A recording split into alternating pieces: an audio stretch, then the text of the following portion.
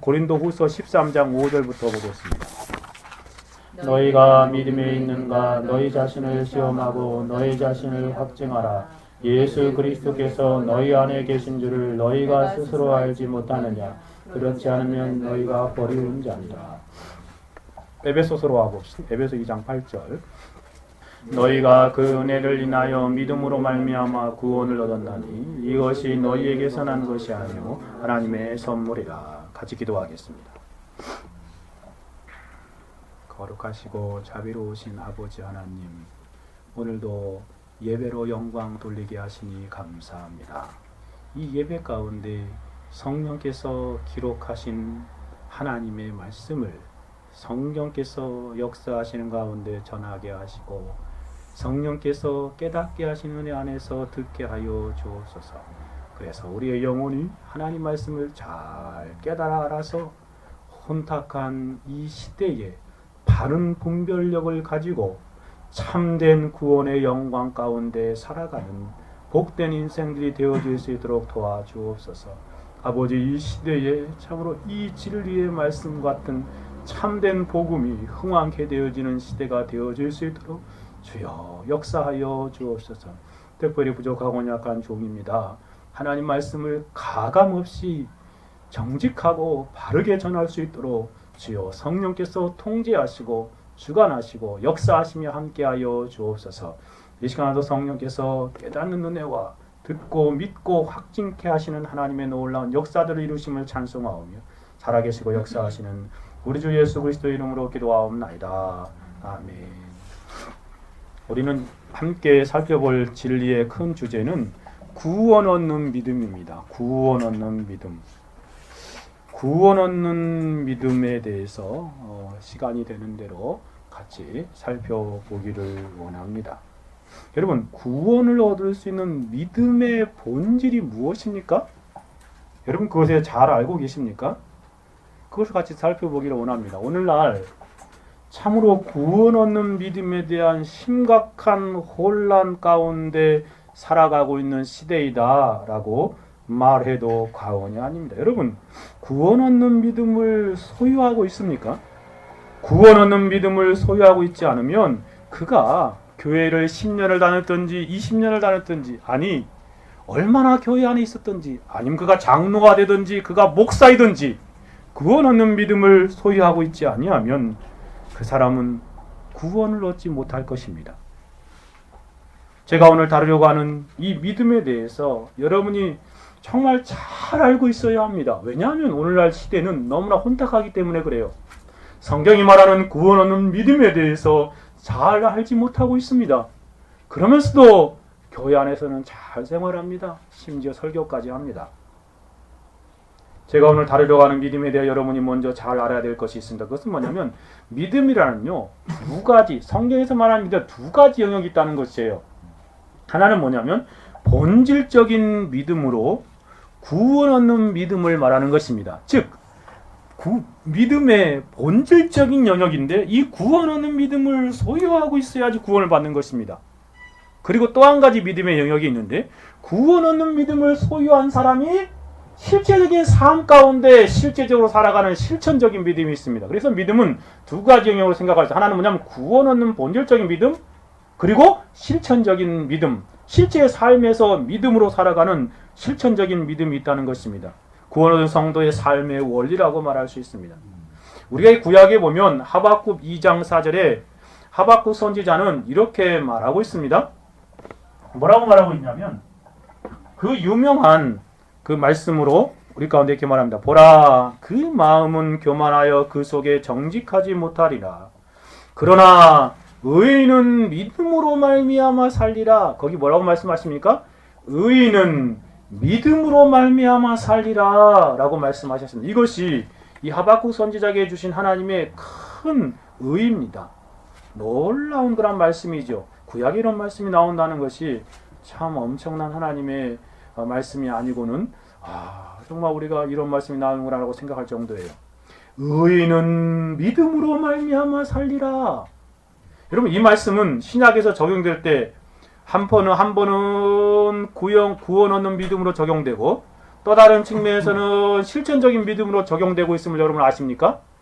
구원 얻는 믿음으로 적용되는 부분이 있고 실천적인 믿음으로 적용되는 부분이 있다면 의인이 믿음으로 말미암아 사는데 그것이 구원과 적용하여서 구원 얻는 믿음에 적용되기도 하고 실천과 관련해서 실천적인 믿음으로 적용되기도 한다라는 것입니다. 사도 바울이 로마서 1장 17절에 복음에는 하나님의 의가 나타나서 믿음으로 믿음에게 하라니 기록된 바 어디 기록된 걸까요? 하박국 2장 4절에 기록된 것이죠. 기록된 바 오직 의인은 믿음으로 말미암아 살리라 함과 같으니라 라고 말합니다. 1517년에 루터가 이 말씀을 깨달아서 종교개혁이 일어나지 않았습니까? 우리가 종교개혁주간이 지난주였었는데 그렇죠?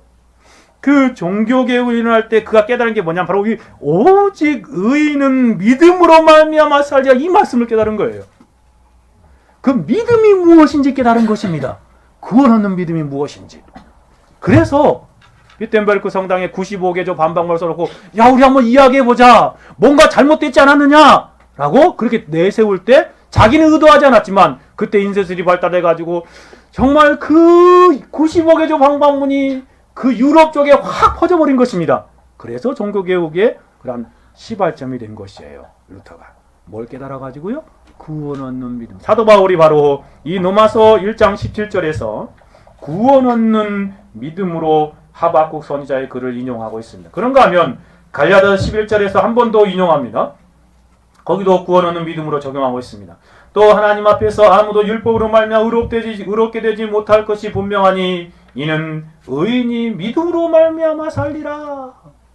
즉 믿음으로 말미암아 살리라 라고 말합니다. 즉 하나님의 의를 수납하는 손으로서 구원 얻는 믿음을 소유하고 있는 것입니다. 예수님께서 공생을 통해 만든 하나님의 의를 믿음이라는 손으로 이렇게 받아들여서 구원을 얻게 된다는 것이에요. 그게 바로 구원 얻는 믿음의 본질입니다. 이것을 다른 말로 우리가 잘 알고 있는 것처럼 서열이 문답에 살펴본 것처럼 칭의적인 믿음이다 라고 말하죠. 칭의적인 믿음. 하나님 앞에 의롭다고 인정받는 믿음입니다. 믿음으로써 의롭다함을 얻고 천국에 가는 것입니다. 이게 바로 구원 얻는 믿음의 본질입니다. 그런가 하면 하박국 선지자의 글을 히브리서 기자는 실천적인 믿음으로 적용하고 있습니다. 그게 어디냐면 히브리서 10장 38절입니다. 히브리 10장 38절에 보면 이렇게 기록하고 있죠. 오직 나의 의인은 믿음으로 말미암아 살리라. 또한 뒤로 물러가면 내가 내 마음이 저를 기뻐하지 아니하려 하셨느니라 라고 말하죠. 즉 오직 나의 의인은 믿음으로 말미암아 살아간다. 즉 구원 얻는 믿음을 소유한 사람들이 실제 삶의 영역에서 믿음으로 말미암아 살아간다는 것입니다. 그러면서 이 히브리서 기자가 11장에서 뭘 설명합니까? 히브리서 11장에서 믿음의 선진들이 구약의 성도들이 어떻게 살아가는지 보세요. 믿음으로 아벨은, 믿음으로 아브라함은, 믿음으로 다윗은, 믿음으로 그렇게 살아갔다라고 설명합니다. 즉 구원받은 성도들이 실제 삶의 영역에서 믿음으로 살아간다는 것입니다. 이것이 바로 실천적인 믿음의 원리입니다. 믿음은 두 가지로 여러분 생각해요. 항상요. 구원 얻는 믿음이 있고 실천적인 믿음의 영역이 있다는 것입니다. 제가 오늘 여러분에게 함께 살펴보고자 하는 그러한 믿음은 어떤 것일까요? 바로 구원 얻는 믿음입니다. 본질적인 믿음, 칭의적인 믿음을 말하는 것이죠. 이러한 구원 얻는 믿음이 없으면요, 그 사람은 어느 누구도 구원받을 수 없습니다. 자, 처음에 읽었던 본문을 한번 가봅시다.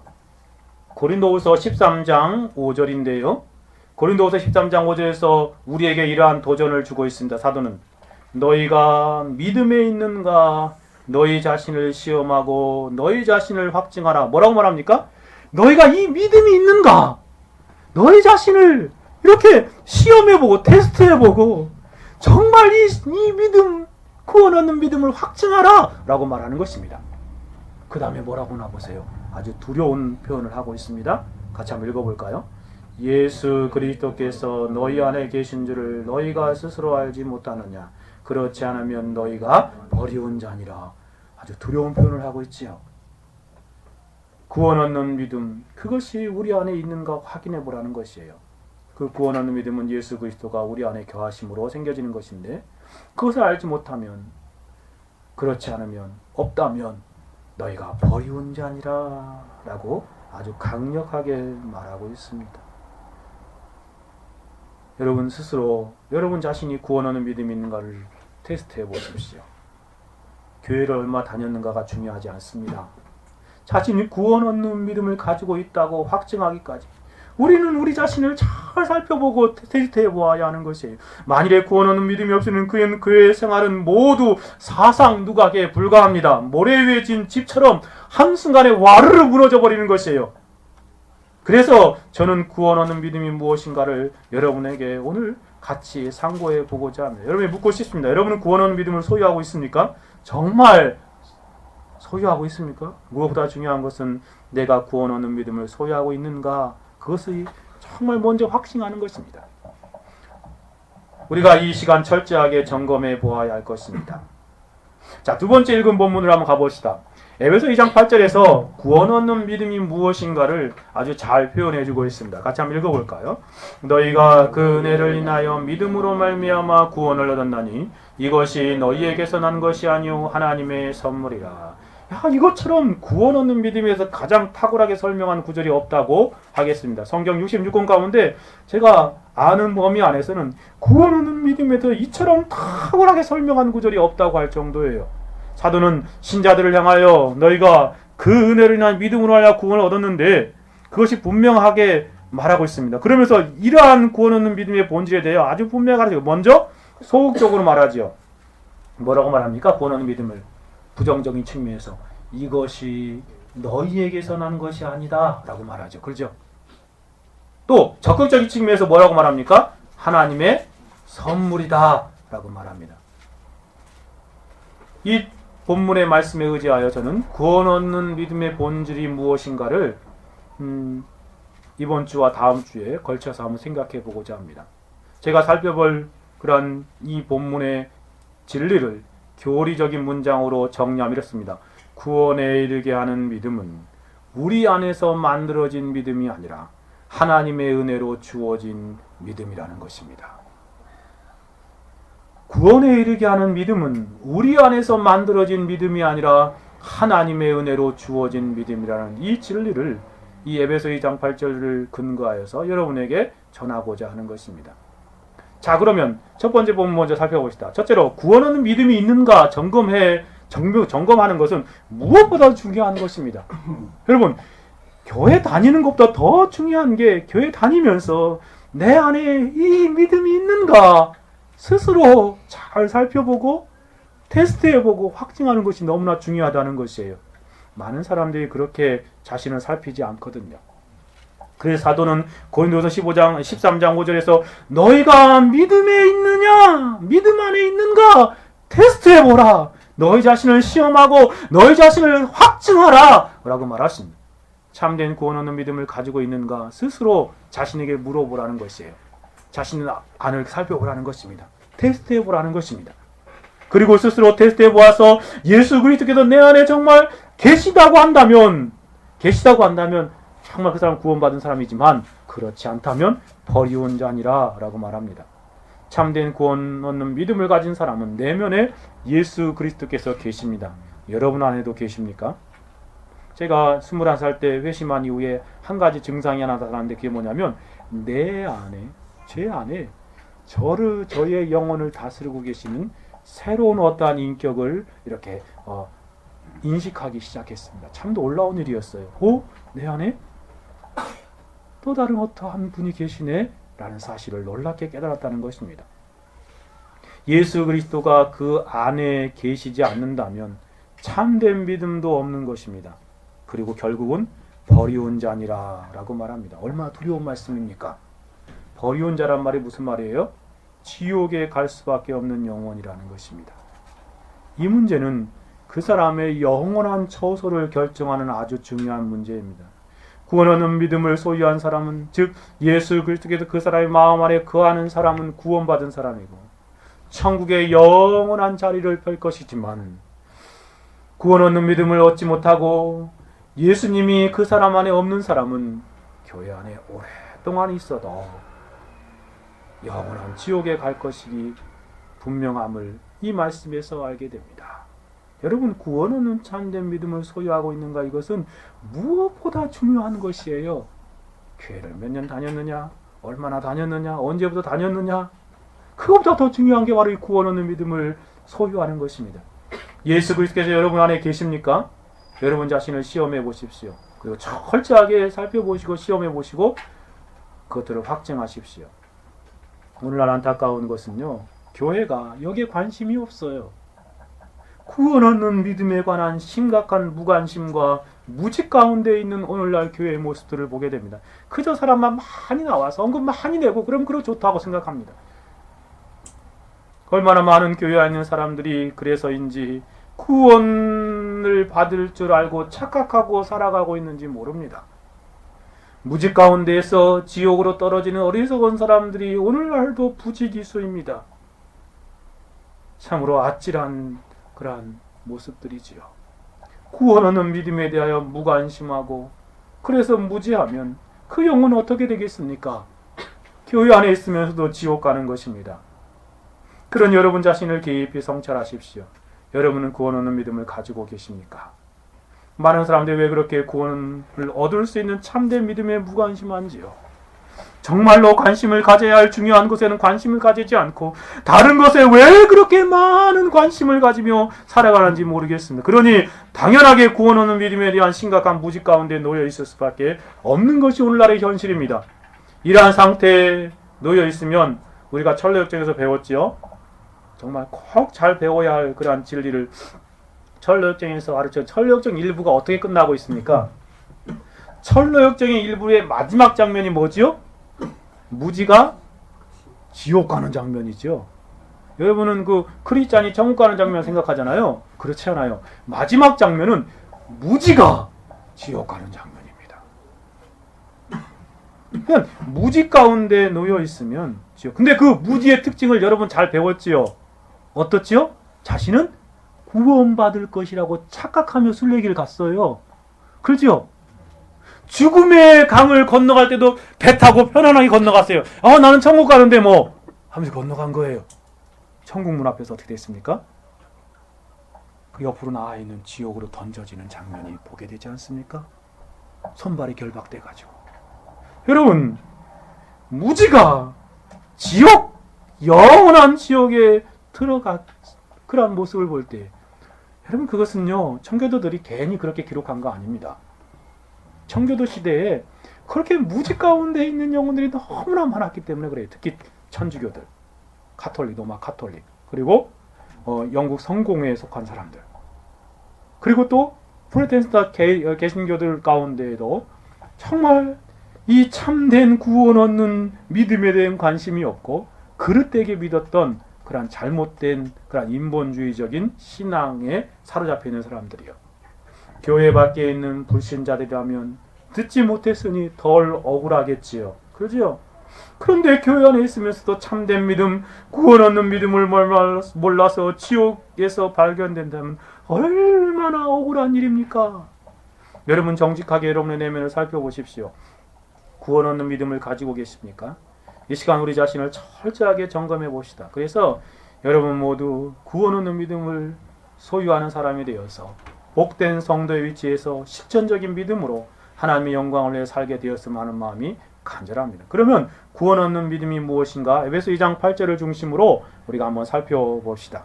먼저 에베소 2장 8절에서 구원 얻는 믿음의 소극적인 면을 가르쳐주기로 하겠다고 했죠. 저는 오늘 이 부분만 같이 살펴보고자 합니다.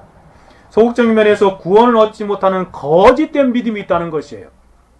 구원을 얻지 못하는 거짓된 믿음이 있다는 것입니다. 그것이 무엇입니까? 한마디로 말하면 사람에 의해서 만들어진 믿음. 사람에 의해서 만들어진 믿음으로는 구원을 얻지 못한다는 것입니다. 에베소 2장 8절 다시 한번 읽어볼까요? 같이 읽어봅시다. 시작. 너희가 그 은혜를 인하여 믿음으로 말미암아 구원을 얻었나니 이것이 너희에게서 난 것이 아니요 하나님의 선물. 여기서 말하죠. 이 구원 얻는 믿음은 너희에게서 난 것이 아니다 라고 말하고 있습니다. 구원 얻는 참된 믿음은 인간에 의해서 만들어진 믿음, 인간에 의해서 창출된 믿음이 아니라는 것입니다. 구원 얻는 믿음은 천성적으로 가지고 태어나거나 사람에 의해서 만들어진 것이 아니라는 것입니다. 구원 얻는 믿음은 너희에게서 난 것이 아니다 라고 분명히 표현해 주고 있습니다. 저는 이 진리를 성경 전체에 근거하여서 좀 자세히 여러분에게 말씀드리려고 합니다. 이 진리는 너희에게서 난 것이 아니라는 이 단순한 표현이지만 이 표현은요, 성경 전체에서 가르쳐주고 있는 그러한 진리이기 때문에 그래요. 참으로 구원 얻는 믿음은 사람 안에서 생겨진 것이 아님을 분명히 먼저 깨달아야 합니다. 예수님께서는요, 이렇게까지 말씀하시죠. 부자가 구원받는 것이 낙타가 바늘귀로 들어가는 것보다 어렵다라고 가르쳐 주니 제자들도 놀라워하지요. 그렇죠? 마태복음 19장 25절에 이렇게 말씀하십니다. 제자들이 듣고 심히 놀라가로되 그런즉 누가 구원을 얻을 수? 그들 생각해 돈 많은 사람은 정말 주를 위해 더 많이 일하고 구원받기 쉽다고 생각할 수 있을지 몰라요. 그런데 부자가 천국 가는 것은 낙타가 바늘귀로, 낙타가 이 바늘구멍으로 지나갈 수 있습니까? 불가능하다라고 말하는 것이지. 그러니 제자들도 놀랐어요. 그럼 누가 구원을 얻을 수 있습니까? 라고 말하니까 예수님 뭐라고 말씀하십니까? 사람으로는 할 수 없으되 하나님으로는 다 할 수 있느니라. 같은 말이죠. 사람으로는 구원받을 수 없어요. 사람의 노력과 열심으로는 불가능하다는 것입니다. 그런가 하면 요한 사도도 사람의 혈통으로나 육정한 사람의 뜻으로 거듭나지 못함을 요한복음 1장 12절 13절에 말씀하시죠. 영접하는 자 곧 그 이름을 믿는 자에게 하나님의 자녀가 되는 권세를 주셨으니, 즉 하나님의 자녀가 되는 권세를 주셨는데 13절에 이렇게 말하면 이는 혈통으로나, 즉 아버지가 예수 믿었다고 해서 그 자식이 예수 믿고 천국 가는 거 아니라는 것이에요. 부모가 예수 믿었다고 해서 자녀가 천국 가서 엄마 치맛자락 잡고 천국 간다는 말이 아니죠. 혈통으로 안 된다는 것이에요. 그 집안이 목사 집안이라고 해서 그들이 자녀들이 정말 자연적으로 구원받는다는 거 아닙니다. 장로 아들이라고 해서 자연히 구원받는 거 아니라는 것이에요. 집사 아들이라고 해서 그들이 당연하게 구원받는 게 아니라는 것입니다. 혈통으로 아니다 라고 말합니다. 또 육정으로, 육신적인 뜻과 육신적인 열심으로 그렇게 하나님의 자녀가 되는 거 아니라는 것입니다. 사람의 뜻으로 나지 아니하였다. 사람이 원해서 되는 것도 아니다 라고 말합니다. 구원받는 믿음은 혈통이나 육정이나 사람의 뜻이 아니다 라고 말합니다. 그런가 하면 사도 바울도 동일하게 말하지요. 사람이 의롭게 되어서 구원 얻게 되는 것은 사람의 행위에 있지 않다라고 말합니다. 갈라디아서 2장 16절에 이렇게 말합니다. 사람이 의롭게 되는 것은 율법의 행위에서 난 것이 아니요. 다르게 말하면 사람이 구원받는 것은 하나님의 말씀을 열심히 지켜서 되는 것이 아니다 라고 말합니다. 오직 예수 그리스도를 믿음으로 말미암는 줄을 아는 거로 우리도 그리스도 예수를 믿나니 이는 우리가 율법의 행위가 아니요 그리스도를 믿음으로 의롭다함을 얻는, 율법으로 행위로서 의롭다함을 얻을 육체가 없느니라. 아무도 성경 말씀을 100% 다 지켜서 구원받지 못한다라는 말입니다. 정말 그렇습니다. 디모데후서 1장 9절에서도 우리의 행위대로 되어지는 것이 아니다 라고 말합니다. 이와 같이 구원 얻는 믿음은요, 사람에게서 난 것이 아닙니다. 천성적인 것도 아닙니다. 인간의 노력과 행위로 가지게 되는 것도 아닙니다. 아주 분명하고 쉽게 한마디로 말씀드리면요, 이런 거예요. 내 믿음으로 구원받는 거 아니에요. 자신의 믿음으로 구원받는 거 아닙니다. 내가 믿기 때문에 하나님이 구원해 주시겠지. 거짓된 믿음입니다. 인간적인 믿음으로 구원에 이르는 것이 아니라는 것입니다. 저는 이 점을 확실하게 하기 위해서 몇 가지로 나누어서 이 인간적인 믿음, 거짓된 믿음 안에 착각하는 잘못된 믿음을 여러분에게 이 시간 말씀드리려고 합니다. 사람에게서 난 것이 아니다 라는 이 말씀에 근거하여서 성경에서 그것을 무엇이라고 말하는지 여러 곳을 살펴보면서 거짓된 믿음을 더듬어 보기를 원합니다. 오늘날 구원 얻는 믿음을 사람 안에서 생겨진 것처럼 이해하는 어리석은 사람들이 교회 안에 많기 때문에 그래요. 그래서 그러한 구원에 이르지 못하는 잘못된 믿음으로 착각하며 살다가 죽어서 지옥 가는 깜짝 놀라는 사람들이 많습니다. 특별히 저는 오늘날 한국교회에 만연되어 있는 거짓된 모습들을 말씀드리려고 합니다. 여러분 안에 이러한 믿음으로 구원 얻을 것이라고 생각하고 있다면 단연코 결코 구원을 얻을 수 없을 것입니다. 그러니 살펴보십시오. 테스트해 보십시오. 구원 얻는 믿음이 아닌 거짓된 믿음에 대해서 잘 아셔야 할 것입니다. 사람에 의해서 만들어진 믿음은 구원 얻지 못합니다. 구체적인 항목을 한 4가지 큰 그룹으로 이번 시간 말씀드리려고 합니다. 그리고 좀 더 자세히 살펴보겠습니다.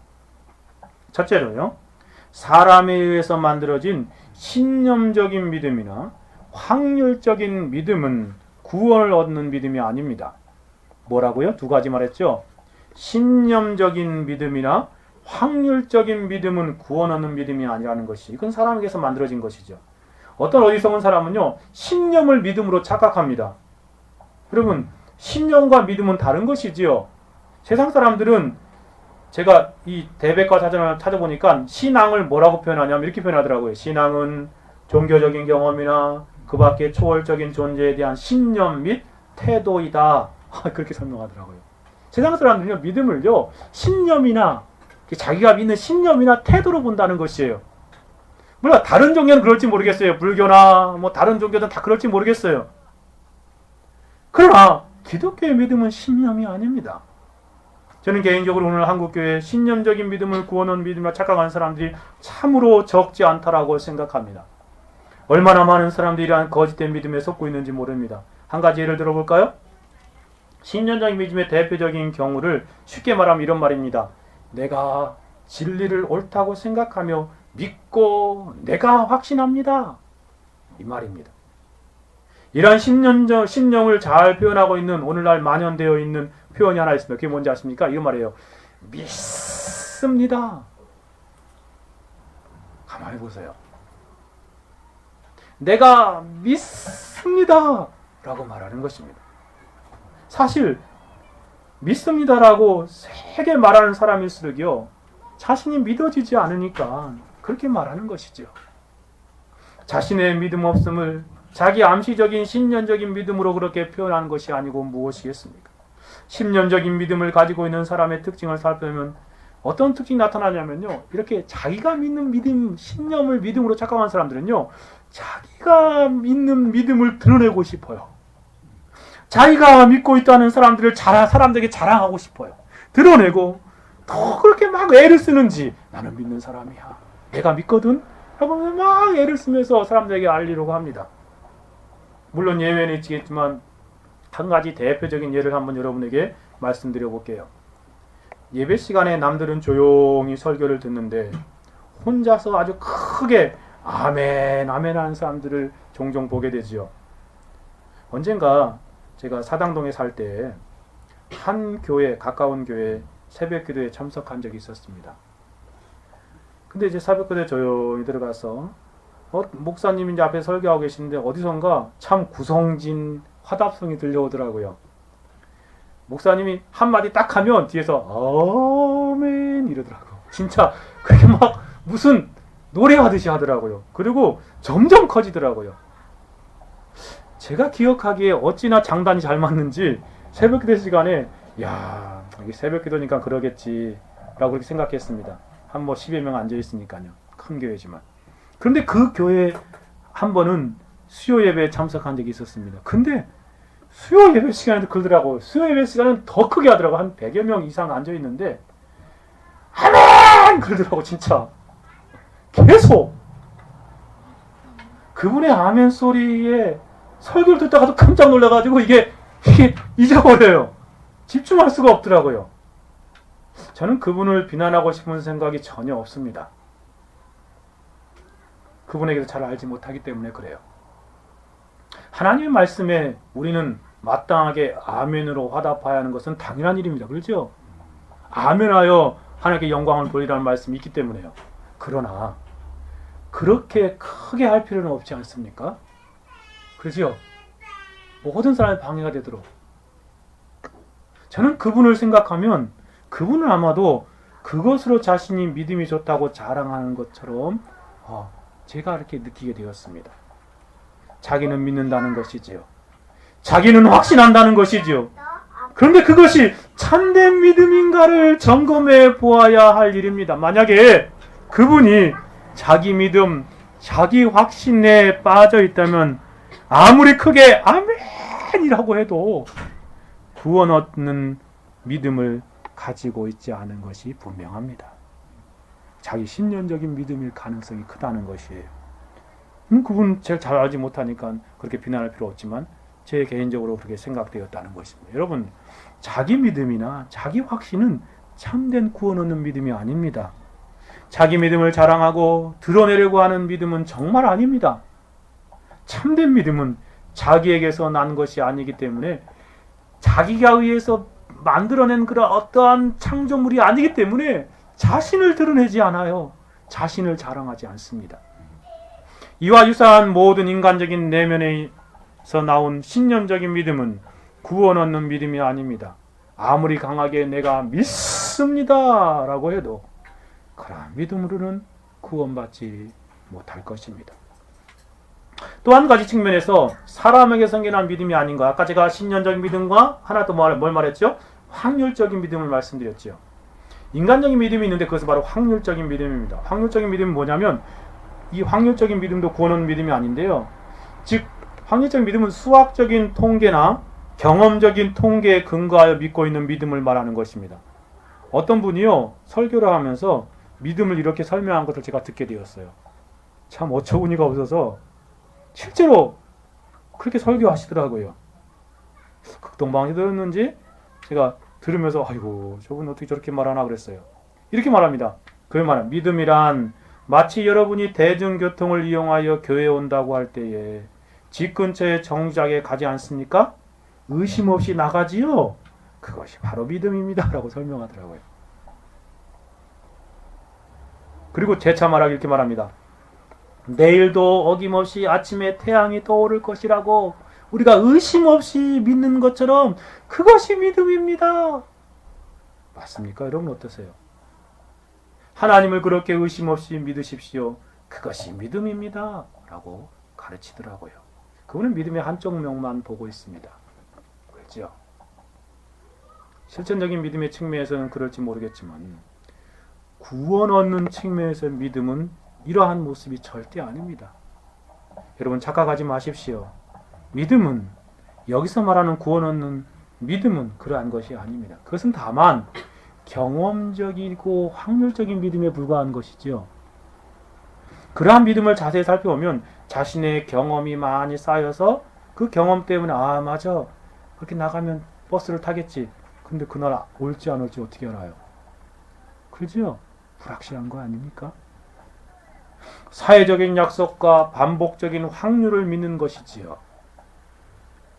그러한 믿음도 바로 사람에게서 난 믿음이요 사람 간의 약속에서 나온 믿음입니다. 여러분 내일 태양이 떠오르는 거 당연하죠. 근데 확실합니까? 모르는 일이에요. 그렇죠? 경험과 확률에서 나온 믿음이에요. 한 가지 아주 대표적인 확률적인 믿음 한 가지 말씀드려볼게요. 그러한 확률적인 믿음은요 마치 로또 복권을 사면 1등을 당첨될 것이라고 생각하는 믿음과 별로 다를 것이 없는 확률적인 믿음이에요. 다른 한 가지는 정말 확률이 좀 더 큰 거고 확률이 좀 적은 것 뿐입니다. 되면 좋고 안 되는 마음으로 사람들이 많이 사지 않습니까? 로또 복권은 확률이 거의 박하게 우리는 그것을 보면서 아유 너무 허황된 것을 믿고 있지 않나 의지하고 있지 않나 그렇게 생각이 들지 않습니까? 마찬가지로 확률이 크다 할지라도 모든 확률적인 믿음은 하나님 보시기에 동일하게 허황된 것입니다. 누가 그러한 믿음으로 구원 얻을 것을 생각이나 할 수 있겠습니까? 성경에 근거가 없는 정말 불확실한 믿음이요 구원 얻지 못하는 믿음입니다. 이와 같이 심령적인 믿음이나 확률적인 믿음은 인간적인 믿음으로 구원을 얻을 수 없습니다. 여러분 이러한 것들로 구원 얻을 수 있는 것이라고 생각하는 사람은 크게 착각하는 것입니다. 자신이 믿는 믿음으로 또 어떠한 경험적인 확률로 믿는 믿음이요. 이것은 거짓된 믿음을 근거로 하여 구원 얻을 것 생각한다면 하루속히 버리십시오. 그러한 믿음을 갖고 있으면 나는 아직 구원 얻는 믿음을 갖지 않는 사람이구나 라고 생각하고 바른 믿음이 무엇인가를 찾으십시오. 두 번째로 가봅시다. 두 번째는요 불균형적이고 비인격적인 믿음도 구원 얻는 믿음이 아닙니다. 불균형적이고 비인격적인 믿음이요 이 항목은 세 가지로 여러분에게 한번 설명드려 보겠습니다. 첫째는 지적인 동의만 있는 믿음이요. 이것을 신학자들은 지성주의적이고 합리주의적인 믿음이라고 말합니다. 그러한 믿음으로는 구원 얻을 수 없습니다. 여러분, 어리석은 사람은요, 자신이 성경을 알고 있고 이 교리를 들었다고 해서 그것을 구원으로 착각합니다. 믿는다고 착각합니다. 그러나 단순히 지적으로 성경 전체의 내용과 교리를 알고 있다고 할지라도 그것을 구원 얻을 수 없습니다. 스코틀랜드 지역에서 이 산데마니안주의라는 그러한 잘못된 가르침이 등장했는데, 그들은 믿음을요, 예수 그리스도의 구속사역의 교리에 대한 단순한 동의로만 받아들였습니다. 지적으로 그것을 받아들인다는 거죠. 아, 그래, 맞아, 예수님이 십자가에 못 박혀 죽으셨지 라고 지적으로 동의하고 고개를 끄덕끄덕히 하는 것, 그것을 믿음이라고 생각했습니다. 칭의에 근거한 행동이나 그리스도를 위한 변화된 헌신은 없는 것입니다. 그러나 이러한 지적인 동의만 있는 믿음으로는 온전히 구원 얻을 수 없습니다. 한번 생각해 보세요. 만일에 지적인 동의만, 그 머리로만 알고 있는 것이 믿음이라고 한다면 마귀는 얼마나 잘 구원받겠습니까? 마귀의 졸개들인 귀신들은 더 잘 알고 있지 않습니까? 그들은 하나님에 대해서, 그리스도와 그리스도의 십자가에 대해서, 성령 하나님의 역사에 대해서 모든 성경 진리와 교리들 너무나 분명히 알고 있습니다. 죄와 하나님의 진노와 심판과 지옥과 사랑과 은혜에 대해서 그들은 우리보다 더 많이 알고 있습니다. 마귀가 이러한 탁월한 영적인 지식을 가지고 있다고 할지라도 구원을 얻을 수 있다라고 우리는 상상할 수 없지 않습니까? 불가능하지 않습니까? 머리로만, 지적인 동의만 있는 믿음으로는 어느 누구도 구원을 얻을 수 없습니다. 야고보 사도는 그것을 2장에서 이렇게 설명하고 있습니다. 한번 찾아봅시다. 한번 읽어봅시다. 야고보서 2장 14절부터 17절인데요. 신약 성경입니다. 야고보서 2장 14절에서 17절입니다. 373페이지 신약 성경 373페이지입니다. 14절부터 10절까지 같이 한번 읽어봅시다. 시작. 내 형제들아, 만일 사람이 믿음이 있노라 하고 행함이 없으면 무슨 이익이 있으리요? 그 믿음이 능히 자기를 구원하겠느냐? 그렇죠? 여러분, 믿음이 있노라고 말하면서 행함이 없는 믿음 구원 못한다 라고 말합니다. 머리로는 동의하지만 실제 삶이 없는 믿음이죠. 만일 형제와 자매가 허보고 이러한 것이 없는데 너희 중에 누구든지 그에게 편안히 가라, 더욱게 하라, 배부르게 하라, 그 몸에 쓸 것 주지 아니하면 무슨 이익이 있으리요? 17절 같이 읽어봅시다. 시작. 이와 같이 행함이 없는 믿음은 그 자체가 죽은 것이라. 머릿속으로만 그래, 맞아, 예수님을 믿어 라고 말하면서 행함은 없어요. 삶은요, 세상 사람도 똑같이 살아가요. 구원 얻는 믿음입니까? 아니지요. 그죠? 열매로 그들을 아는 것이지 않습니까? 삶을 보고 그들을 아는 것입니다. 더 나아가서 지적인 동의만 있는 믿음의 모습을 또 한 가지 생각해 볼 수 있는데, 그것은 뭐냐면 역사적으로 증명된 사실만을 믿으려고 하는 믿음입니다. 성경 진리에 근거하여 믿기보다는 과학적이고 합리적인 증명된 사실을 믿으려고 하는 모습이죠. 대표적인 모습이요, 창조과학회와 성서고고학적인 증거들을 바탕으로 믿음을 세우려 하는 사람들의 모습입니다. 물론 이들의 노력이 기독교 진리를 변증하는 측면에서 아주 많은 유익이 있음을 저는 인정합니다. 하지만 성경이 참된 진리임을 과학적 언어로 설명하고 증명하는 면에 있어서 믿는 신자들의 확신을 위해 논증적인 도움이 되기도 하지만, 이러한 과학적 방식으로 증명된 사실이 있을 때 믿음을 세우려고 하는 것은 참된 구원 얻는 믿음이 아닙니다. 구원 얻는 믿음은 성령에 의해서 초자연적인 증명 불가능한 부분을 믿는 것이지 않습니까? 여러분, 동전의 탄생이 과학적으로 증명을 할 수 있습니까? 말씀으로 천지를 창조하신 하나님을 우리가 어떻게 과학적으로 증명하겠습니까? 그렇죠? 십자가에서 예수님이 못 박혀 죽으셨는데 그것이 우리 죄를 위한 죽으시는 것을 우리가 어떻게 과학적으로 증명할 수 있습니까? 예수님의 보혈이 우리의 모든 죄를 정결케 한다는 것을 우리가 어떻게 증명할 수 있습니까? 초자연적인 것이죠. 참으로 이러한 과학적인 증명, 역사적인 증명된 사실을 믿으려고 하는 믿음은 불완전한 것이에요. 언젠가 다른 증명이 나오면 와르르 무너져버리는 그러한 믿음인 것입니다. 불완전한 믿음이죠. 이것처럼 머리로만 믿는 믿음, 행함이 없는 믿음, 증거가 되어질 때 믿는 이런 믿음은 참된 믿음이 아닙니다. 더 나아가서 이 불완전하고 비인격적인 믿음의 모습을 두 번째 모습은 정서적인 반응만 있는 믿음은 구원 얻는 믿음이 아니라 이걸 무슨 믿음이라고 하면 감정주의적인 믿음입니다. 감정주의적인 믿음으로는 구원에 이룰 수 없습니다. 오늘 한국교회 참으로 만연되어 있는 믿음의 형태이지 않는가 하는 생각을 해보게 됩니다. 왜냐하면 이 한국 사람들이 정서가 아주 예민하기 때문에 그래요. 그래서 젊은이들에게서도 많이 발견되는 이런 오류인데요. 몇 년 전에, 오래전에 어느 집회, 찬양 집회에 참석한 적이 있습니다. 알게 된 찬양 사역자가 거기 대표로 있어서 꼭 오라고 그래서 한번 가고 왔습니다. 어떤 시민회관에서 했던 걸로 기억하는데 우리 군영제도 거기 참석했던 것으로 생각합니다. 그곳에 수많은 젊은이들이 열광적으로 노래하고 막 기타 치고 막 불이 번쩍번쩍하고 그리고 또 막 드럼 치고 막 그렇게 열광을 하더라고요. 그러니 막 거기 젊은이들이 막 손 들고 막 난리를 피더라고요. 열광적으로 참여하는 모습을 보았습니다. 커다란 감동을 받은 것 같았습니다. 참석하고 있는 저는 맨 뒷자리에 앉아서 지켜보고 있는데요. 이게 막 그 멜로디나 음악들이 막 울려 퍼지니까요. 그리고 화려한 조명들이 막 반짝반짝하니까 정말 그 강한 비트와 부드럽게 마음을 자극하는 멜로디가 흘러나오니까 제 마음도요. 그 분위기에 휩쓸려가지고 이렇게 사로잡혀 끌려가는 것 같더라고요. 그리고 무엇인가 마음에 느껴지는 것 같았습니다. 그런데 안타까운 것은 거기에는 하나님의 말씀이 없었습니다. 진리가 없었습니다. 진리가 없는데도 마음은 움직이더라고요. 1시간 정도 지켜보다가 혼자 빠져나왔습니다. 나중까지 있었던 들은 사람들의 그 집사님들과 청년들의 말을 들어보니까 많은 은혜를 받았대요. 집회 분위기에 감동되고 압도되어서 많은 사람들이 정말 감정적으로 정말 흥분되고 헌신하고 결단하였다라고 말합니다.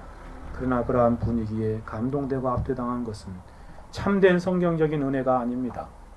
여러분, 감정적인 자극에서 경험하게 되는 마음의 움직임으로는 구원에 이룰 수 없습니다. 모든 감정적인 믿음은요, 구원이 불가능합니다. 오늘 한국교회에 유행하는 경배와 찬양, 또 열림 찬송, 찬양, 경험, 그리고 또 뭐 예배 전에 막 시끌벅적하게 막 이렇게 막 찬양하는 그런 것들, 감정적인 반응을 불러일으킬 수 있지만 구원은 참된 믿음으로 착각해서는 어리석인 것입니다. 진리가 없는 감정적인 미묘한 반응은 은혜가 아닙니다. 감정은요, 참으로 변하기 쉬운 것이죠. 외부적인 자극에 쉽게 변합니다. 어떠한 집회에 참여해서 아무리 많은 눈물을 흘렸다 할지라도 거짓된 은혜일 수 있습니다. 왜냐하면 모든 눈물이 다 은혜의 표징이 아니기 때문에 그렇습니다. 제가 어릴 때 신학교 때 중고등학생들을 경배와 찬양을 한번 데려가 간 적이 있었어요. 그 목사님이 가라고 그래가지고 그래서 한번 갔는데 막 중고등학생들이 막 열광하면서 노래를 했어요. 정말 콘서트와 방불한 그러한 시스템을 가지고 그러니까 막. 근데 젊은 그 어린애들이 막 손을 그 막 눈물을 흘리면서 막 펑펑 그러고 은혜를 받았다고 나왔습니다. 근데 집으로 딱 돌아왔어요. 야, 이제 애들 은혜 많이 받아가지고 놀랍게 변화되었겠구나. 어떤지 아세요? 하나도 안 바뀌었어요. 감정에 그러한 동요는 있었지만 삶은 여전히 엉망이에요. 감정적인 눈물은 참으로 다양한 원인이 있어요. 그 진위를 잘 살펴보아야 해요.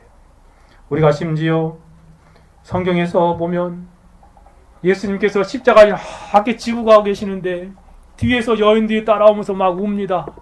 예수님 십자가를 보면서 펑펑 우니까 예수님 뭐라고 말씀하십니까? 뭐라고 말씀하시죠? 누가복음 23장 28절에 예수께서 돌이켜 그들을 향하여 가라사대 그 여인들이 이렇게 돌이켜 보시면서 십자가를 지고 가다가 뭐라고 이렇게 말씀하십니다. 예루살렘의 딸들아, 나를 위하여 울지 말고 너와 너의 자녀를 위하여 울라. 예수님 아프다고 눈물 흘리면서 그렇게 슬퍼하는 그 눈물을 예수님이 흘리지 말라 라고 말하는 것을 보십시오. 뭘 위해서 울라? 너희와 너희 자녀를 위하여 울라. 자신의 죄를 발견하고 하나님 앞에 애통하고 통회하는 그런 것이 참된 울음이지. 거듭남과 참된 구원을 믿음으로 나아가는 믿음의 그런 과정이지. 예수님 그런 감정에 사로잡혀서 우는 믿음은 참된 믿음이 아니라는 것입니다. 더 나아가서 불확실하고 비인격적인 믿음의 또 한 가지 모습이 하나 있습니다. 첫 번째 지적인 믿음만 머리로만 아는 거요. 또 감정만 느끼는 거. 한 가지가 더 있다. 의지적인 반응만 있는 것도 참된 믿음은 아닙니다. 이것을 무슨 믿음이라고 말하냐면 행동주의적인 믿음입니다. 행동주의적인 믿음만으로 구원 얻을 수 없습니다. 행동주의적인 믿음은 구원 얻는 믿음이 아니기 때문에 그렇습니다. 이 또한 많은 사람들이 속고 있는 구원 얻는 믿음에는 오해이지 않습니까? 구원 얻는 믿음을요 고백의 차원에서만 생각합니다. 대표적인 경우가 오늘날 한국교회 거의 모든 교회가 사용하고 있는 사형리 전도 방법이죠. 여러분 잘 알죠? 사형리 전도 방법. 이 사형리 전도 방법을 통해서 어떻게 하냐면 이 조그만 책자 가지고 나와가지고 하나님은 당신을 사랑하십니다. 당신을 위한 놀라운 계획을 가지고 계십니다. 그러면서 1형리, 2형리, 3형리, 4형리를 보고 그거 딱 설명한 다음에 마지막 어떻게 하면 자 예수 그리스도를 영접하십시오. 따라서 하십시오. 기도를. 그리고 그 짧은 기도를 딱 하고 그걸 따라서 뭐라면 야 당신 구원받았습니다. 이제 하나님의 자녀입니다. 감정을 믿지 마시고 그 하나님 말씀을 약속을 믿으십시오. 그렇게 말합니다. 근데 이것을요 제가 언젠가 휴가 가가지고 그 휴가 갔을 때 그 별장에 큰 이렇게 저기 CCTV를 달아놨더라고요. 그래서 그 기독교 방송을 틀어가지고 대체 어떻게 하나 봤더니 마침 그때 당시 여의도 순복음교회 주일 실황이 나오더라고요. 그래서 저렇게 예배하는구나 다 들어봤어요. 근데 황당 예배가 다 끝났는데 어떻게 하는지 아세요? 자 오늘 교회 처음 나온 사람들 다 일어나십시오. 다 일어 세웁니다. 그리고 저기 어디 성당 뭐 지하 성정 어디서 다 일어나세요. 전도연 사람 같이 일어나세요. 그리고 어디 또 모니터로 보고 있는 저 어디 지역에 어디 그 텔레비전을 보고 있는 사람들 다 일어나세요. 다 일어서게 하고 어떻게 하는지 아세요? 그리고 사형이 나오는 영적 기도를 목사님이 읽더라고요. 따라서 하십시오. 그리고 사람들이 이제 따라서 하죠. 그러니까 따라서 해요. 그리고 이제 따라서 어떻게 하세요? 자 여기 오늘 우리 예수 믿고 구원받아서 우리 새 식구 됐다 박수합시다. 막 이러고 있어. 나 진짜 그런지 몰랐어요. 처음 봤거든요. 한 몇 년 됐는데 와 여러분 영적 기도 따라서 하면 구원받는 것입니까? 하나님 자녀 되는 것이에요? 한국교회가 심각합니다. 그거는 구원받는 믿음이 아니에요. 자기가 의지적인 결단으로 믿겠다고 고백하는 그 구원 얻는 믿음이 아닙니다. 그 실제적인 증거로 여러분에게 몇 가지 말씀드려볼게요. 제가 예전에 어떤 목사님의 간증을 들은 적이 있어요. 그분이 대학 다닐 때 사형리 전도를 받고 예수를 영접했다고 그러더라고요. 그래서 예수를 영접하고 신학교 갔대요. 공부하고 졸업하고 목사가 되었죠. 한 적어도 10년은 지났겠죠.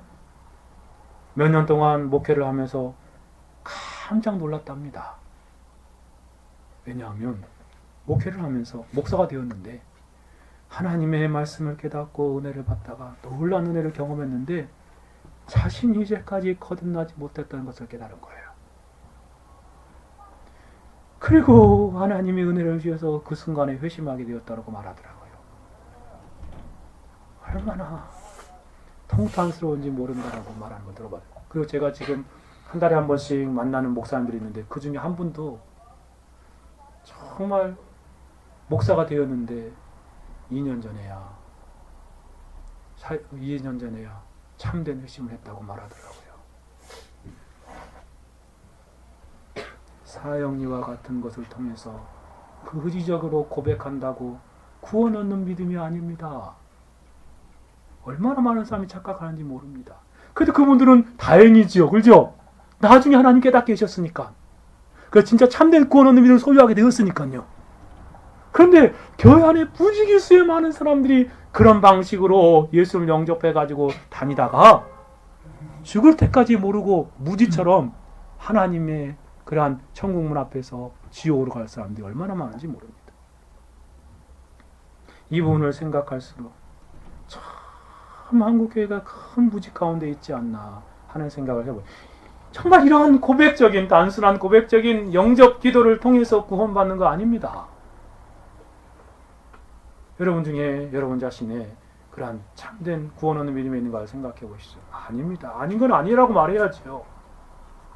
뿐만 아니라 오늘날 행동주의적인 믿음도 아닙니다. 단순히 행함이 없는 믿음이 죽은 믿음이라고 해서 행동만 나타내는 그런 사회복음주의자들의 주장도 참된 구원 얻는 믿음은 아닙니다. 그리고 외식적인 믿음, 가식적인 믿음, 외형적인 믿음도 참된 구원 얻는 믿음이 아닙니다. 예수님 당시에 예수님이 가장 싫어했던 사람들이 있지요. 그분이 누구예요? 바로 바리새인들이죠. 서기관들이죠. 왜 그랬습니까? 그들은 겉으로 보이는 행위만 있는 것이에요. 신앙이. 예배는 잘 드립니다. 기도도 그냥 사람들 보라고 합니다. 그리고 성경 말씀을 통해서 주일날은 정말 안식일을 지켜서 걸음까지 세면서 걸어갑니다. 그렇게 철두철미하게 행동은 있습니다. 근데 내면이 변화가 없어요. 그들을 향하여 예수님 뭐라고 말씀하십니까? 바리새인과 서기관들을 향하여 이렇게 말합니다. 화 있을진저 외식하는 서기관과 바리새인들이여, 너희가 박하와 회당과 근처에 11조를 드리되 율법에 더 중한 바 의와 인과 신을 버렸도다. 그러나 이것도 행하고 저것도 버리지 말아야 할 것이라. 정말 화 있을정 외식하는 서기관과 바리새인들이여, 회칠한 무덤 같으니 겉으로는 아름답게 보이나 그 안엔 죽은 사람의 뼈와 모든 더러운 것이 가득하도다. 이와 같이 너희도 겉으로는 사람에게 옳게 보이되 안으로는 외식과 불법이 가득하도다. 여러분, 오늘 한국교회를 보면 정말 이렇게 외형만 잘 갖추는 신앙생활을 조장하는 그러한 모습들이 얼마나 많습니까? 이러한 불균형적이고 비인격적인 믿음은 참된 균형 잡힌 구원 얻는 믿음이 아닙니다. 참된 믿음은요, 이 세 가지가 함께 있어야 되는 거예요. 뭐예요? 지적인 면, 그리고 정서적인 면, 그리고 의지적인 면이 균형을 잡혀 있을 때 그게 참된 구원 얻는 믿음입니다. 순서도 중요합니다. 순서가 뒤바뀌어도 안 돼요. 이 감정만 먼저 와서는 안 됩니다. 이 순서도 먼저 진리를 듣고 말씀을 듣고 머리로 깨달아야 합니다.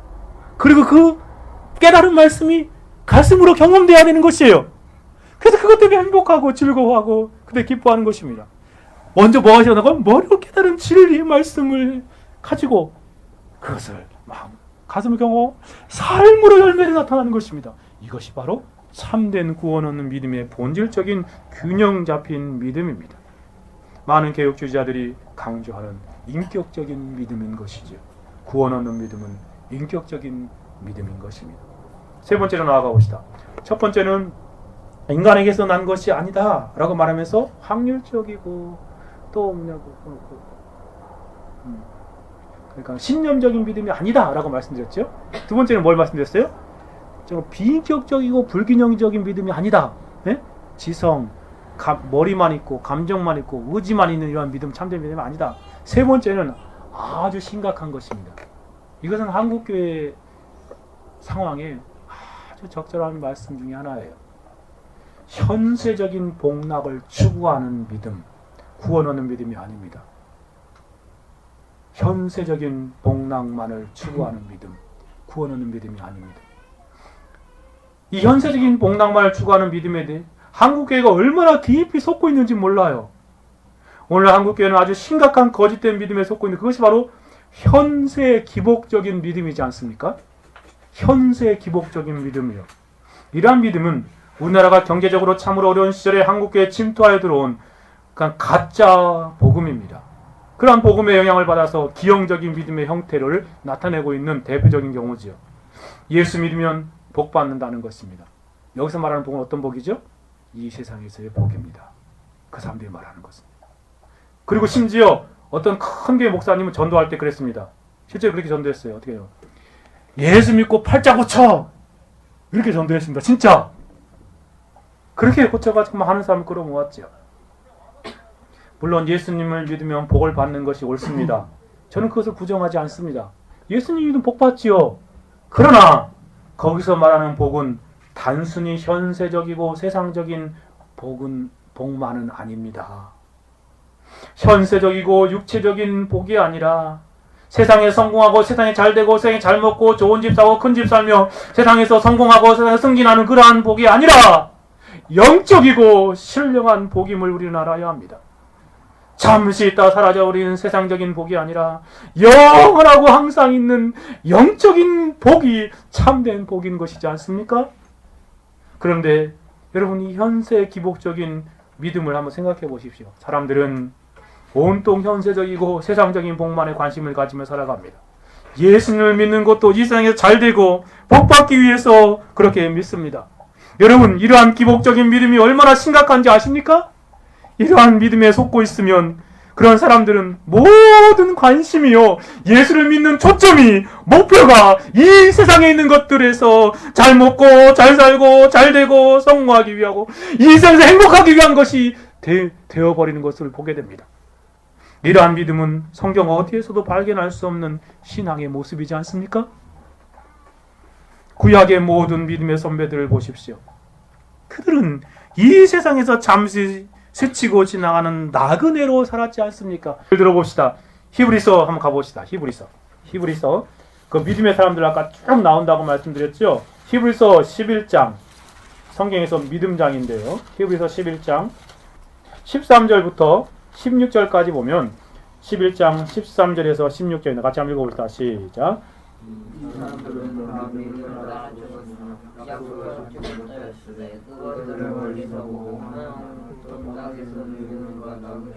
예, 여기 보시죠.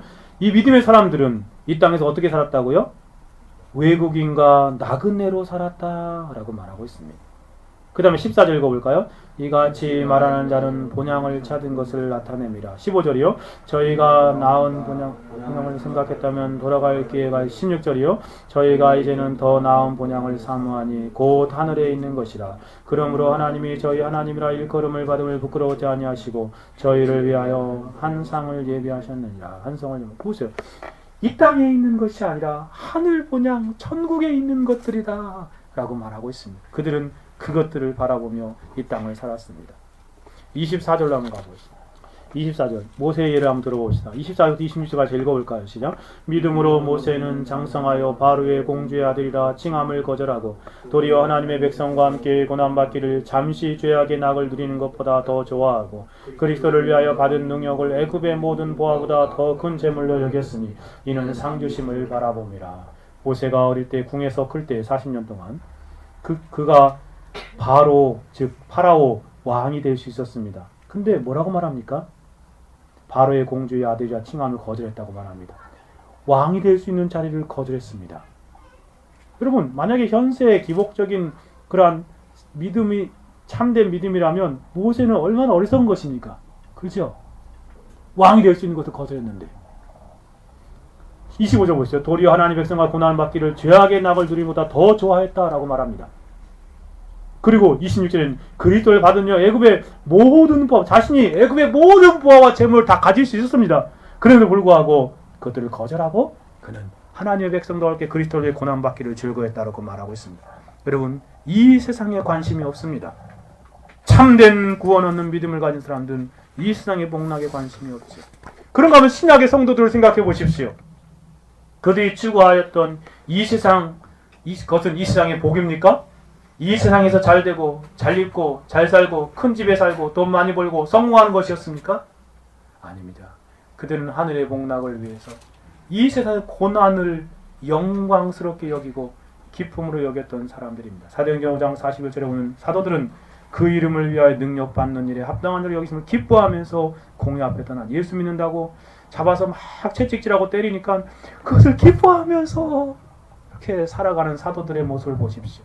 로마서 8장 13절에 생각건대 현재의 고난은 장차 나타날 영광과 좁게 비교할 수 없도다. 고린도서 3장 1절에서도 그러면 너희가 그리스도와 함께 다시 살리서 위의 것을 찾으라. 거기는 그리스도께서 하나님 우편에 앉아 계시니라. 위의 것을 생각하고 땅의 것을 생각지 말라. 참으로 그렇습니다. 하늘에 있는 위의 것들을 믿음으로 바라보며 살아가는 것입니다. 땅의 것은 생각지 않는 것입니다. 사랑하는 여러분, 기복주의적인 믿음으로는 구원 얻을 수 없습니다. 왜냐하면 이러한 기복적인 신앙은 이방인들의 신앙이기 때문에 그렇습니다.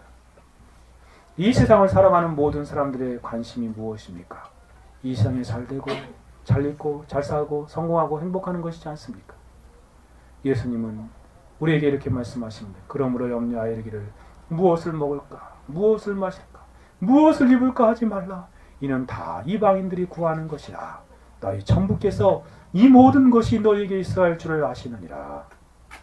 세상이 전부인 줄 알고 살아가는 세상 사람들은 현세적인 복남을 추구하며 살아가고 있지 않습니까? 그러니 세상 사람들이 가지고 있는 믿음으로 어떻게 천국에 들어갈 수 있단 말입니까?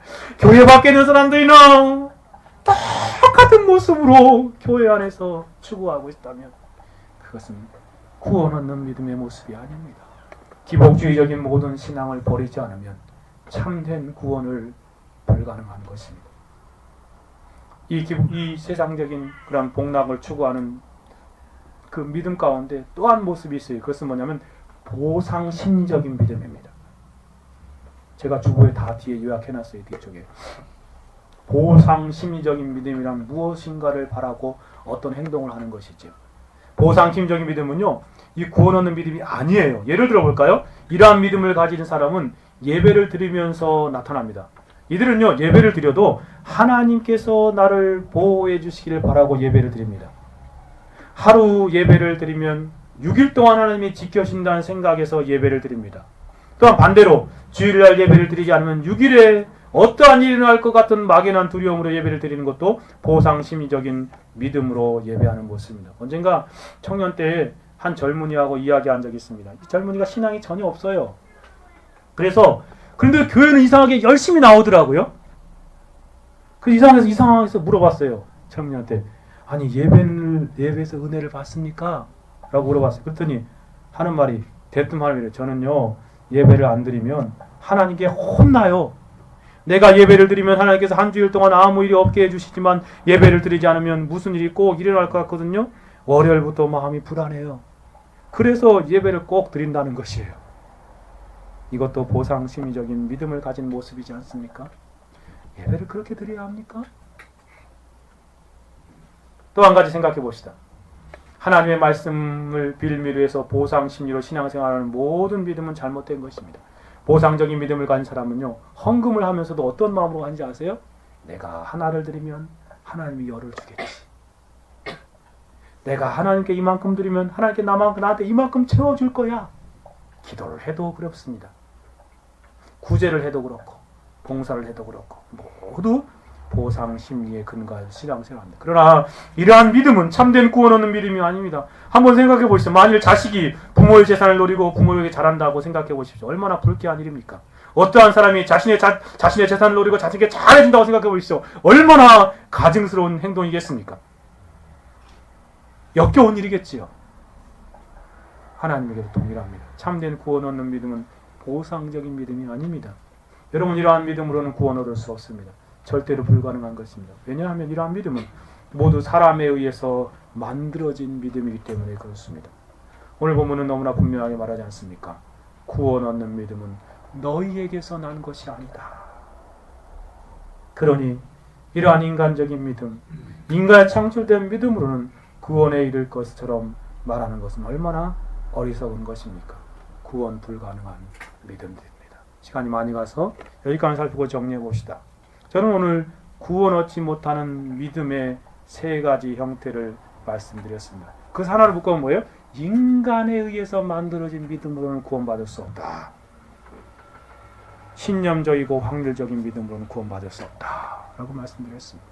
혹시 그러한 거짓된 믿음으로 구원받을 것처럼 착각하고 있다면 하루속히 내려놓으십시오.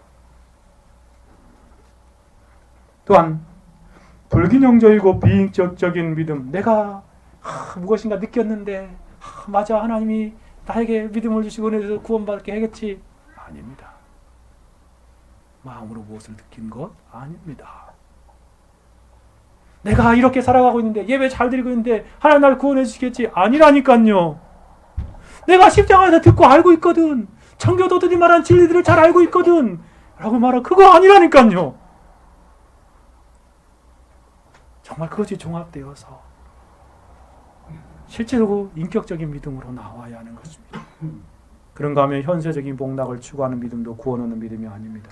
제가 한때는요, 한국교회의 현세적인 복락을 추구하는 믿음이 너무나 강해서 고민을 많이 했어요. 근데 성경을 이 관점에서 연구해 보니까 정말 이건 참된 믿음이 아니더라고요. 이것으로는 구원을 얻을 수 없겠다라는 생각을 굳혀서 이렇게 여러분에게 말씀드리는 것입니다. 사랑하는 여러분, 여러분의 믿음은 어떠한 믿음입니까? 참된 구원 얻는 믿음입니까? 아니면 우리가 살펴본 바와 같이 구원 얻지 못하는 믿음, 구원 얻을 것처럼 착각하고 있습니까? 만일에 여러분 중에 구원 얻지 못하는 믿음을 가지고 있는 사람이 있다면 그러한 모든 거짓된 믿음을 지금 당장 버리십시오. 그것 가지고는 구원 얻을 수 없습니다. 너무 오랫동안 그러한 거짓된 믿음에 머물러 있었다면 참으로 힘들 것입니다. 참 어려울 것이지요. 그리고 이러한 설교라는 저를 향하여 이를 가릴지도 모르겠습니다. 또 이 설교를 인터넷에 듣는 분들도 있을 거니까요. 그러나 여러분, 그러한 거짓된 믿음에 근거하여 아무리 열심히 신앙생활해 본들 지옥에 갈 것입니다. 지금 당장에 그러한 잘못된 믿음을 버리기 위해서 잠시 고통을 당하는 것이 낫지 않겠습니까? 계속 그러한 신앙에 머물러 있다가 지옥에 간다면 얼마나 비참하겠습니까? 이제까지 속았던 것들로 충분하지 않습니까? 참된 구원을 믿음을 얻기 위하여 그러한 잘못 쌓아 올린 불법 건축물들을 모두 철거하시, 이렇게 생각하지 마십시오. 아이, 내가 이렇게 신앙생활 조금만 고치면 되겠지? 아닙니다. 조금만 수리하면 되겠지? 아닙니다. 잘못 쌓아놓은 건축물은 다시 허물지 않으면, 처음부터 쌓지 않으면 안 됩니다. 여러분, 그러한 잘못된 믿음으로 해서 돌아설 때 여러분 참된 믿음을 추구하게 되어질 것입니다. 그것을 허물지 않으면 구원한 믿음이 여러분 생기지 않을 것입니다. 바라기는 여러분이 여러분의 자신의 믿음을 잘 시험해보고 참된 믿음으로 나아가는 저와 여러분의 삶이 되기를 간절히 소원합니다. 같이 한번 기도하겠습니다.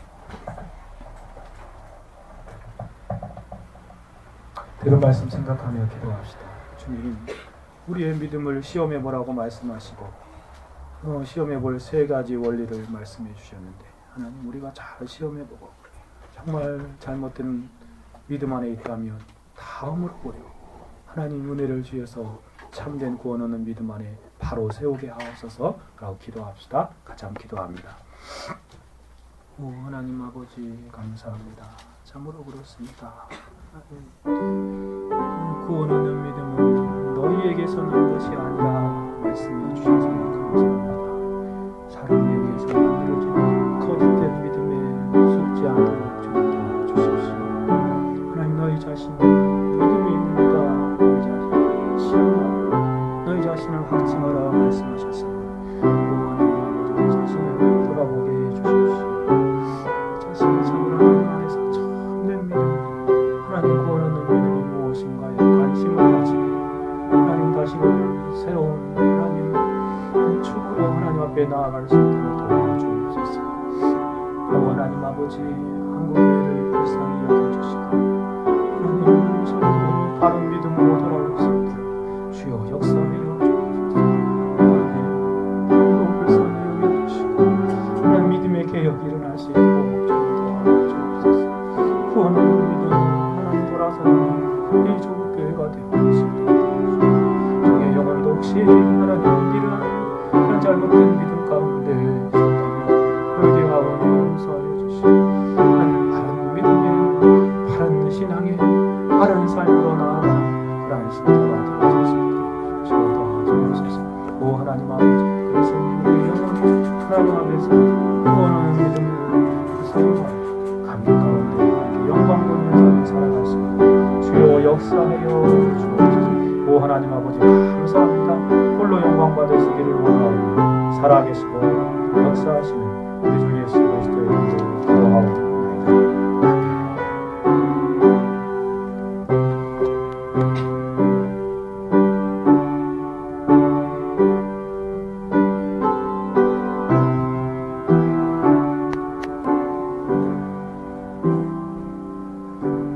한국 찬송가 253장으로 찬송하시겠습니다.